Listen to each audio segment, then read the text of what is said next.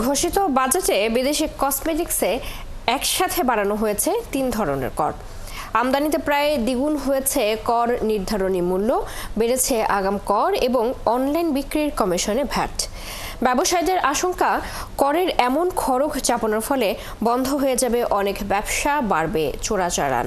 তাদের অভিযোগ, একটি দেশি কোম্পানির প্রচারণায় অযৌক্তিকভাবে কর চাপিয়েছে এনবিআর। রুহুল আমিনের রিপোর্ট।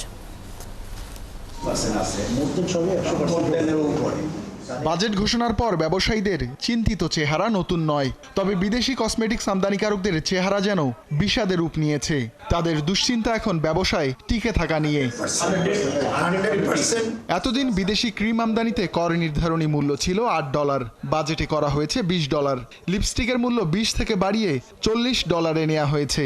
এভাবে বাড়ানো হয়েছে ফেস ওয়াশ, আইলাইনার সহ 8 ধরনের কসমেটিক্সের কর। এখন নতুন করে যে ট্যারিফ করা হলো, আমাদের 75 to 80% প্রোডাক্ট আমরা ইম্পোর্ট করতে পারবো না, বাট এই প্রোডাক্টগুলো কিন্তু বিভিন্ন চ্যানেলে আসতেছে, সেটা থেকে গভর্নমেন্টও কোনো রেভিনিউ পাচ্ছে না এবং আমরাও ব্যবসা করতে পারছি না। প্রত্যেকেরই এখানে যারা আছি এদের আন্ডারে 200-300 বা কারো 400 লোকও কাজ করতেছে।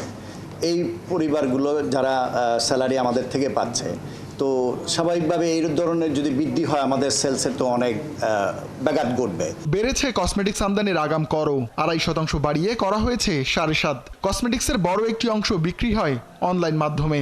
এতদিন অনলাইন বিক্রির কমিশনে ভ্যাট ছিল 5%, বাজেটে তা বাড়িয়ে করা হয়েছে 15%। আমি কারণ আমি উল্লেখ করতে চাই না, আপনারা জানেন ইতিমধ্যে বাংলাদেশে এই সকল প্রোডাক্ট নিয়ে একটি বড় কোম্পানি বাজারে এসেছে। $20 কোনোভাবেই কস্টিং করা যেত না, এখন $40 তো ইট ইজ অ্যাবসলিউটলি অ্যাবসার্ড, যেটা আর কোনোভাবেই ইম্পোর্ট করা সম্ভব হবে না। এটা কোটার স্বার্থ সংরক্ষণের জন্যই কিন্তু এই বিষয়টা করা হয়েছে। বাজেটোত্তর সংবাদ সম্মেলনে জাতীয় রাজস্ব বোর্ড এনবিআর চেয়ারম্যান জানান, দেশি উদ্যোক্তাদের দাবিসহ সব দিক বিবেচনা করেই কর বাড়ানো হয়েছে। যদিও ব্যবসায়ীরা জানান, দেশের একটিমাত্র কোম্পানি কালার কসমেটিক্স উৎপাদন করে। লোকাল ইন্ডাস্ট্রি যারা, তারাও কমপ্লেন করে যে এইভাবে খুব সহজে কেজি প্রতি, মন প্রতি এগুলোকে ভ্যালুয়েশন করা হয়, ফলে আমরা বাজারে টিকতে পারি না।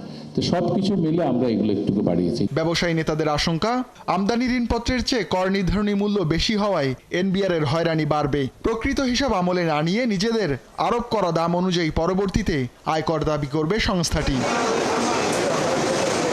রুহুল আমিন, 71, ঢাকা।